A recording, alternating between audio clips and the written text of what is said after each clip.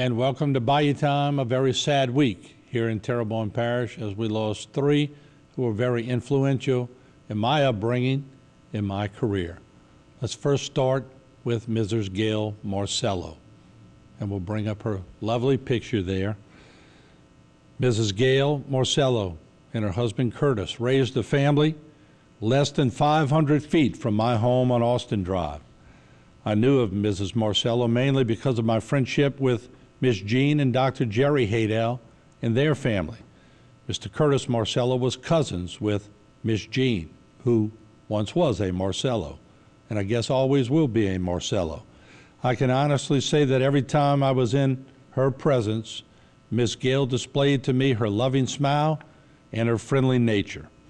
I jokingly say that she had a handful with those variety of kids. She raised many professionals, and her granddaughter, Caroline, spent some time with us at HTV. Caroline is in Lafayette, last I heard. I did run into three of her sons on many occasions. I high jumped against Walt for many years in high school, and Kurt was my architect for the DuPont building renovation. Walt was always a pleasant competitor, and we shared laughs as we went through the competition. And Kurt always kept me under the watchful eye from knocking down support beams when renovating DuPonts into HTV, and that's a true story.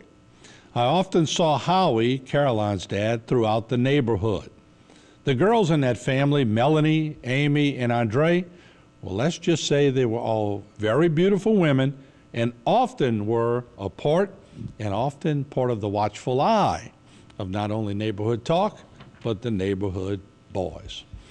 Ms. Gayle and Mr. Curtis did a fine job of instilling hard work in their children. Miss Gayle is now at peace and once again joins Mr. Curtis for eternity. She was buried this week in Terrebonne Parish, and our condolences go out to the entire Marcello family. Let's now turn our attention to Lafourche Parish, where another person influential in a lot of people's lives passed away. That man, Mr. Luke Ford. And there you see Mr. Luke. I always called him Indiana Ford because of those famous hats he wore. And we were very sad to hear that Mr. Luke Ford of Thibodaux passed away. And everyone knows my ties to Thibodaux by now. And throughout the years, I was able to witness Mr. Luke in action.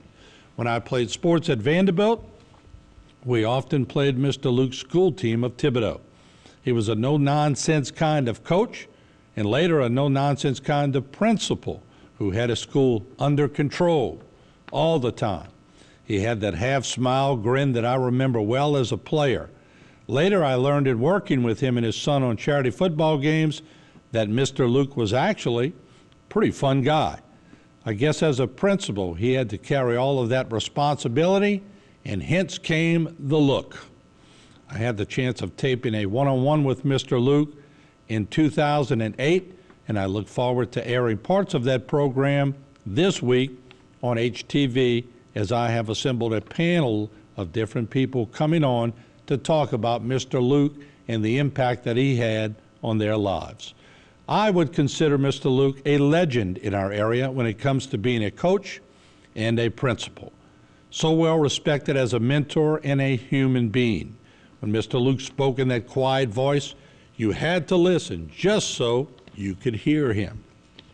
It worked well for many years, and he accomplished so much. Landry Funeral Home is in charge of the arrangements, so you might want to keep up with them on the internet to find out when those arrangements will be. And finally, I want to talk of Dr. Bobby Haydel, Sr. What a man. One of the nicest men I have ever known in my lifetime. He passed away yesterday, January 23rd, in the afternoon. Dr. Bobby was so instrumental in the lives of every single person who runs in our group. Everyone at one point passed through the home of Dr. Bobby and Miss Fee. As a matter of fact, when his son Bobby Jr. and I were filling out our college admission papers to LSU, I was stuck on whether I wanted to be a doctor or a broadcast journalism major. I recall vividly Dr. Bobby walking in the old house on Dallas Drive and asking us boys what we were up to. Well, I told Dr. Bobby of my dilemma, and asked him if I could borrow a quarter and flip on the curriculum. He gave me that famous Dr. Bobby smile and watched as I flipped the quarter. Heads was journalism and tails was pre-med. I guess we all know how the quarter landed. Dr. Bobby was always glad to see you. He expressed this love quite a bit. Whenever I ran into Dr. Bobby prior to my dad's death, he always asked me how Jean and Lorraine were doing. Quite refreshingly, he meant it. After Dad's death, he always asked how Mom was doing. I'm going to miss Dr. Bobby for more than one reason.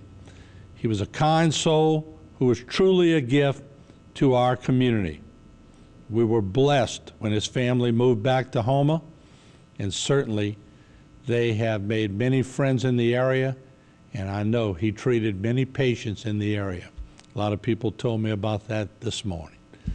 So, sad day, losing 3 area people so influential in a lot of people's lives, and I just thought that we had to come on Bayou Time and talk about all 3. So instrumental in how they handled their lives, so instrumental in what they meant to a lot of people, and so instrumental in shaping our parishes of Terrebonne and Lafourche Parish. Our condolences to the entire families of Miss Gayle, Mr. Luke, and Dr. Bobby. May you all rest in peace.